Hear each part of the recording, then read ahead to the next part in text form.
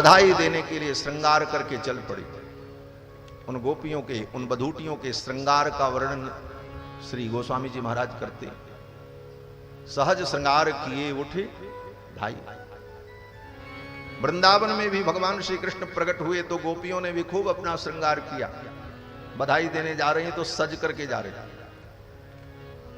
वेदव्यास जी कहते हैं कि गोप्यस्वमृष्टमणिकुंडल निष्ककंठश्चित्रांबरा पथि शिखाच्युतमाल्यवर्षाः नंदालयं सबलया ब्रजतिर्विरेजुर्व्यालोलकुंडलपयोधरहार शोभाः।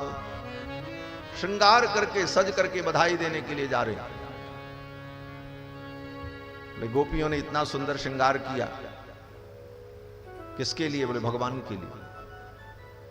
अयोध्या की सीमंतनियों ने श्रृंगार किया, किसके लिए? बोले भगवान के लिए। श्रृंगार करना चाहिए, सजना चाहिए, लेकिन दुनिया को रिझाने के लिए नहीं, ठाकुर को रिझाने के लिए सजो। तो ये सजनी भक्ति है। खूब सजो, अच्छे कपड़े पहनो, खूब शान शौकत से रहो, लेकिन किसके लिए? बोले अपने ठाकुर के लिए। अपने ठाकुर के सामने हमें जाना है तो फटीचर बन के थोड़ी जाएंगे। हमारे अयोध्या में एक बड़े सिद्ध कोटि के महात्मा हुए श्री विंदु जी महाराज, जिन्होंने मोहन मोहनी की रचना की। उनके पद बड़े अद्भुत हैं।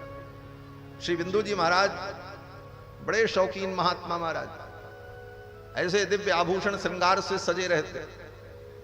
नहा धो करके जब कहीं चलना हो, तैयारी हो, तो उनके शिष्य गुलाब और केसर के इत्र लेकर के उनके चरणों में मलते थे। चरणों में इत्र लगाया जाता। किसी ने कहा महाराज महात्मा होकर के इतनी शौक, ये ठाट बाट। कभी कभी महात्माओं की शौक और ठाट बाट लोगों के आंखों में गड़ती, तो कहते महाराज महात्मा होकर के ये शौक। तो महात्मा बड़े विचित्र थे। श्री विंदु जी महाराज ने कहा देखो, हमारे शौक का और हमारे सजने का कारण है। बोले क्या? बोले संसार में एक जो राष्ट्रपति होता है, प्रधानमंत्री होता है, उसके जो सेवक होते हैं कितने ठाट बाट से रहते हैं। अगर वो फटीचर बन करके रहे तब, बोले तो प्रधानमंत्री और राष्ट्रपति की तौहीन हो जाएगी। उनके परिकर हैं, उनको एकदम सुव्यवस्थित होना चाहिए। और हम किसके परिकर हैं? हम तो अखिल कोटि ब्रह्मांड नायक लक्ष्मीपति परमात्मा के दास हैं। अगर हम फटीचर बन करके घूमें तो मेरे प्रभु का ही अपमान है। भगवान लक्ष्मीपति के दास होकर के दरिद्र बन करके घूमे। ठाकुर ने दिया है तो शौक से, आनंद से रहो।